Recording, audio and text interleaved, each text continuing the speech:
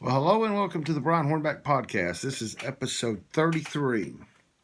33. Hope you're having a good week. It's been a good week for me, and I hope this finds you well. We're going to talk a little bit about what's going on in the city and county of Knox. Hope you're ready for that. Let me adjust this camera just a little bit. I'm wearing my Zach Brown Band hat. I'm trying to get it in the picture. Maybe not. Anyway, Zach Brown Band hat. It's very worn, but I like it. It's got a flag on it. So anyway, that's a good 45 seconds of absolutely nothing. But hope you're having a good time. Let's talk about city and county. The city approved the Mayor India Kincannon's budget this week. They did that, I believe, on Tuesday. Amelia Parker tried to make some changes in regards to the baseball stadium, I believe it was. It was in addition to the social workers that are going to go with the police officers. And so she tried to make that. Council did not go with her on that. And so they passed the city budget. The county was going to pass a budget on June the 14th. They've moved that up now. So they're actually going to have a third public hearing on May the 24th. And they'll vote for the budget after that third public hearing on May 24th. Let me just vent a little bit. There's been a lot of stuff going on in Knox County in the last year, since, let's just be honest, since COVID. Been a lot of issues with the health department. A lot of folks have been showing up at commission and at school board, rightfully so, addressing their government. I might not agree with them on everything, but they have a right. They have a First Amendment right to speak to their elected officials, and so I'm totally in support of that.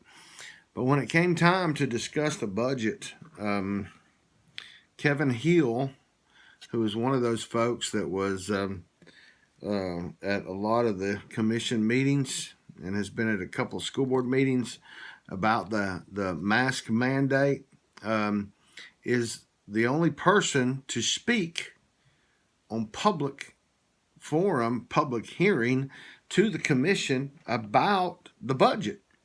And what he talked about the budget was a very valid point. Why would you increase the health department's budget until we get the results of the audit from the lost vaccines?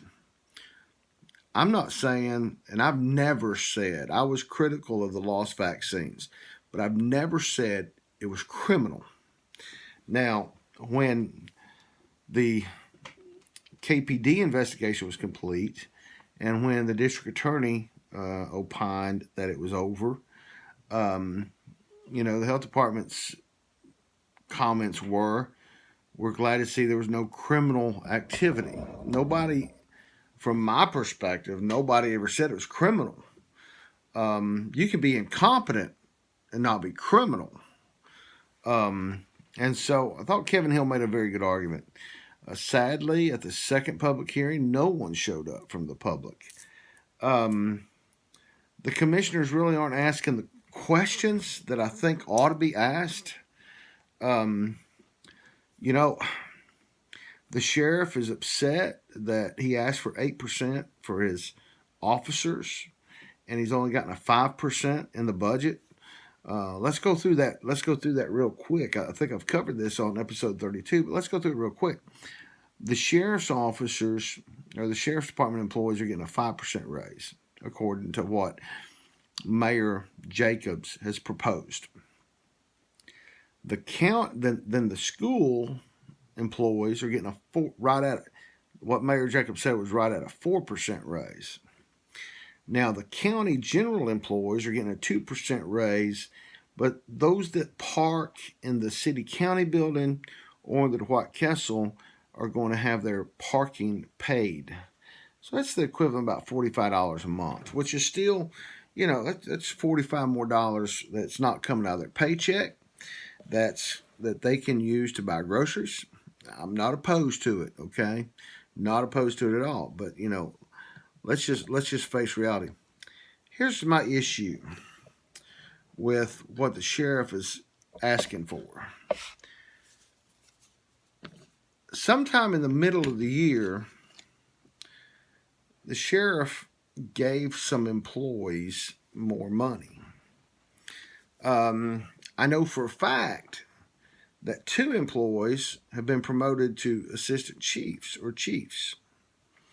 One, Wes Norris, and I believe it was David Ambert. Both of those were promoted to chiefs.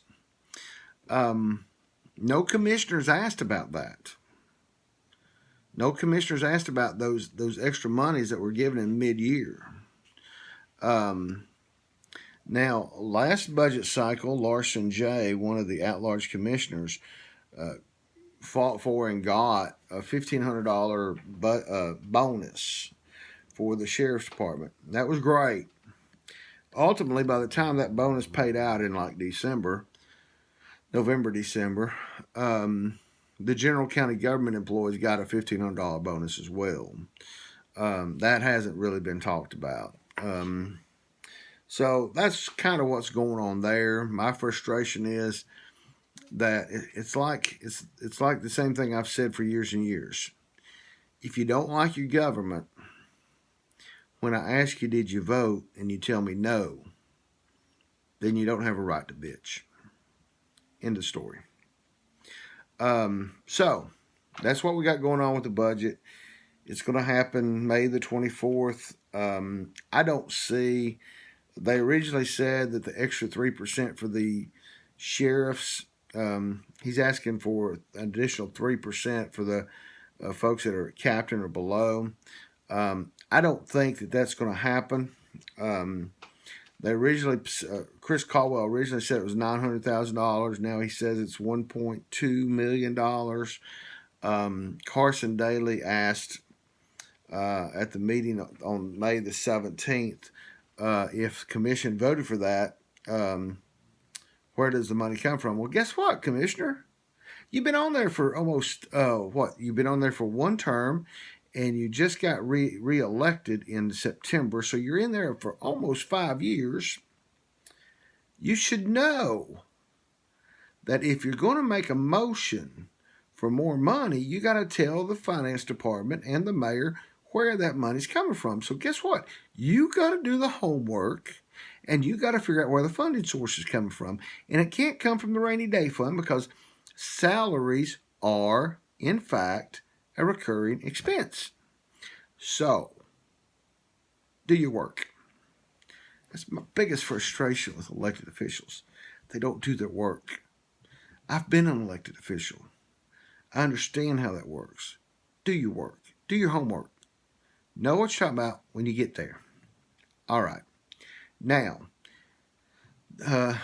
May the 20th was the filing deadline for those that are wanting to run for city council. The primary is the end of August. I believe it's August 31st.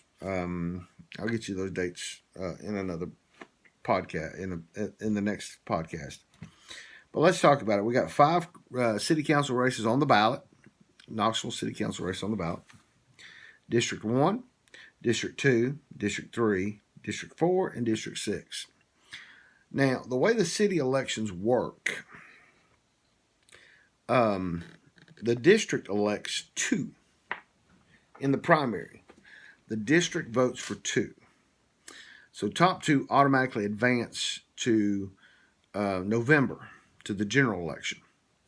And that's a citywide election for those top 2. So the whole city gets to vote for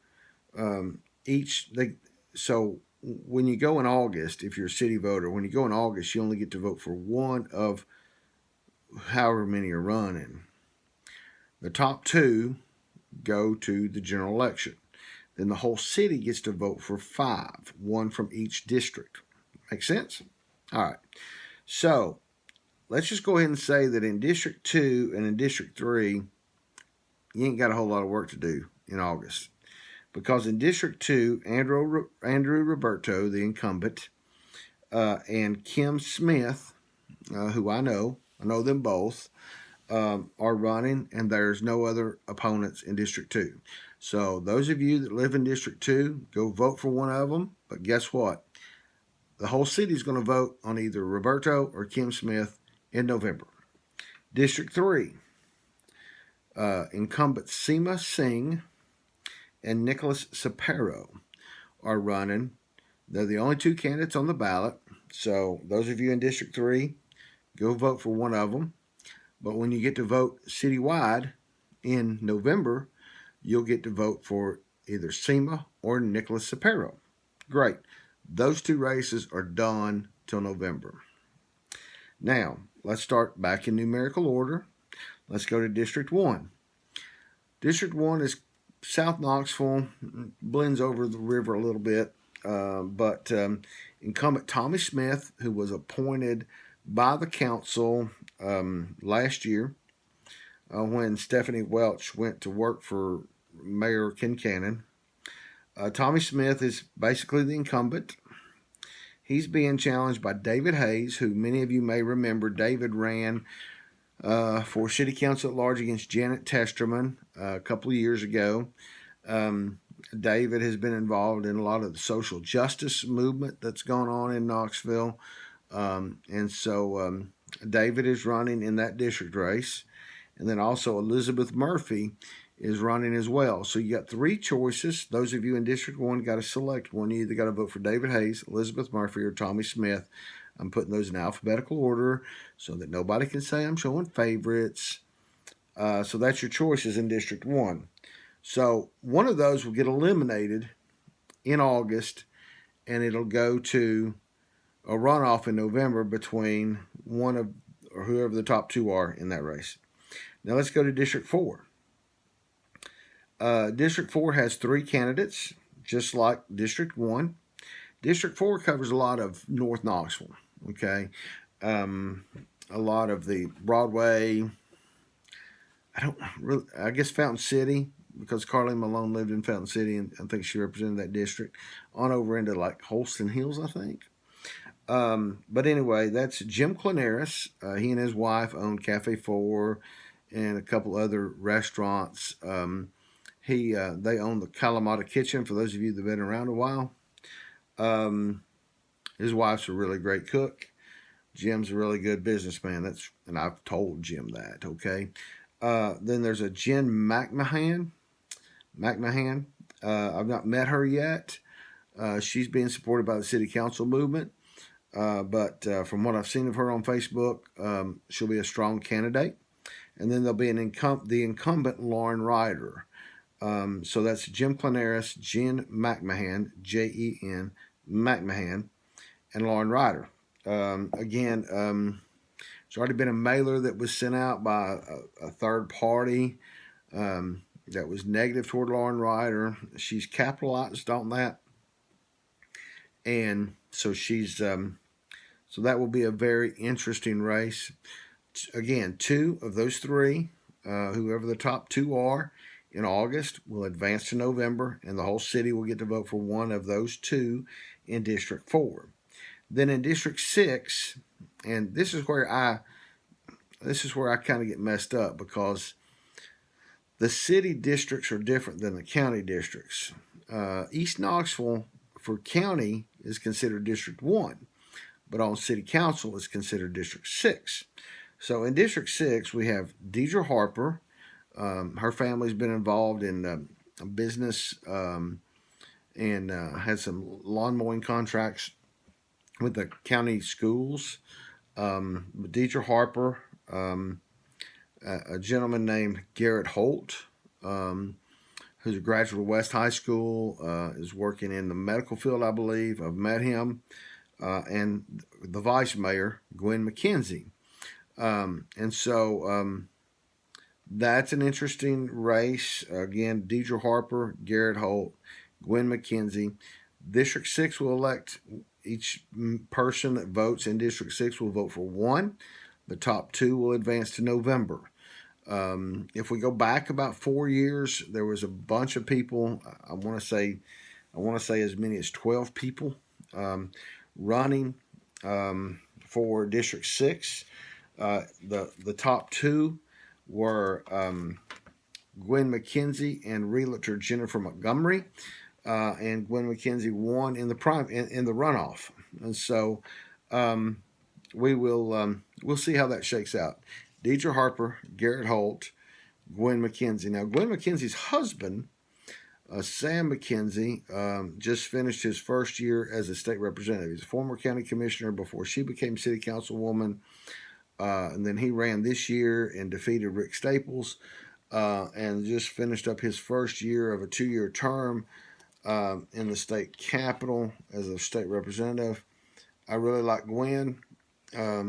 Gwen's she's good people, but I really want to get to know Deidre Harper, and I really want to get to know Garrett Holt, and I really do plan to have all of these candidates on the podcast at some point, or at least interview them and put them on the podcast, so that you can count on that happening before August.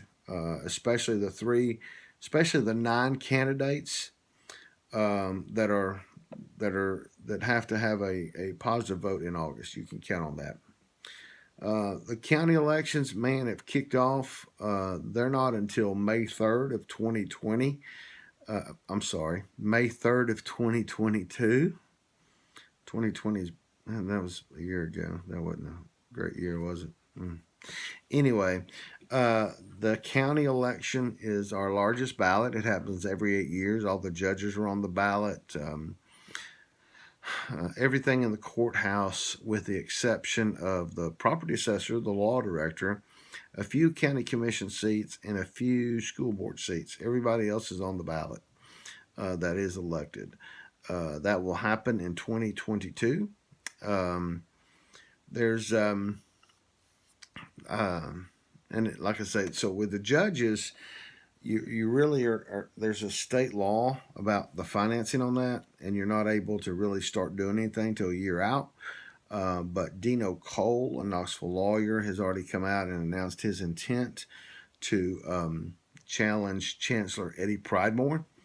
And so he's already had a kickoff. He had that kickoff on Monday, the 17th of May, at a restaurant in downtown Knoxville. Sherry Witt, our Knox County clerk, had a kickoff on Wednesday, May the 12th, I believe it was, out at Chesapeake's, out on Parkside Drive in West Knoxville. Was very, very well attended. The very next night, on Thursday, May the 13th, Knox County Sheriff Tom Spangler had a kickoff. He's already got an announced opponent in former Sheriff Jimmy J.J. Jones. He had about 125, 150 people out at Concord Marina for a successful kickoff. He had also at his kickoff, the sheriff from Anderson County, who's up for re-election this year, was there. The sheriff from Blount County, who Spangler had worked for in the past, was there. Tim Guider, the sheriff of Loudoun County, who is not seeking re-election in 22, but the guy that he is supporting to replace him, Jimmy Davis, was also there. So that was interesting. And then on Thursday, May the 20th, Justin Biggs, who's a Knox County at-large county commissioner, had a campaign kickoff with between 250 and 300 people at Calhoun's on the River. He is running for Knox County trustee. Justin has worked in the Knox County trustee's office for about 16 years, since about 2005. Has most recently, over the last 7 years, been the delinquent tax administrator, and so he is running for that position because the current trustee, Ed Schaus, will have served 2 complete terms, and the 1994 term limit provisions have kicked in, and so he is not eligible to run for election. That gives you a rundown of what we got to do in 2021 and 2022. I hope to be back soon with another podcast. I do want to say I've not done it in the last couple of podcasts, but I do want to give a shout out to a couple of the sponsors of BrianHornback.com. Just Homes Group, Julia Hurley and her team of realtors that are associated with Realty Executives out of the Farragut office are sponsors of the BrianHornback.com, and really appreciate her. And if you need any real estate, just go to justhomesgroup.com. Also, Interagency Insurance can write insurance in many states and has been in operation since 1966. Lou Moran III is currently operating that business. His father started it. And so any insurance that you may need for your business or person, just check out interagencyinsurance.com or simply Google Interagency Insurance Knoxville. They're over on Baum Drive.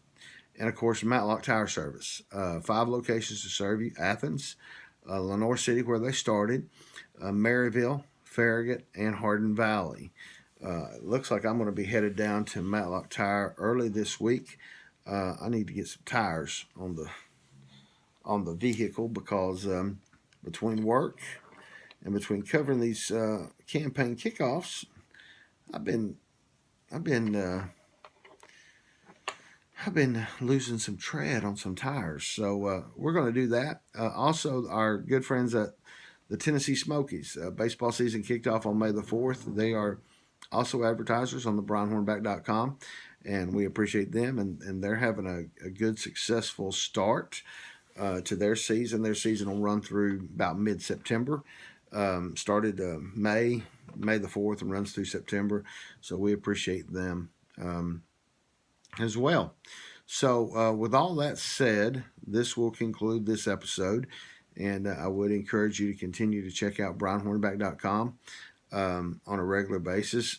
Things coming up in the future is the Knoxville Utility Board is wanting to do electricity, they do water and sewer, and they do natural gas for anybody that lives in any of those service areas. And if you live in a service area, like in Knoxville, where KUB is your service provider for electric, water, sewer, and natural gas, you have no choice. That's your service. And now they are wanting to do broadband. They want to do Wi-Fi, broadband service. And so there's a public hearing coming up on May the 26th, I think. It's a Thursday, and I'm signed up for that because I've got some questions.